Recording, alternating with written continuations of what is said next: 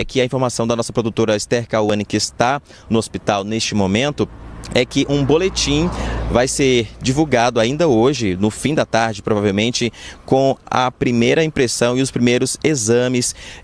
que serão realizados já hoje com o ex-presidente Jair Bolsonaro. Então, fica essa imagem do trajeto do ex-presidente e agora os próximos passos de como serão esses exames e o que vai ser divulgado também pelo boletim do hospital particular onde ele está neste momento. Clarissa.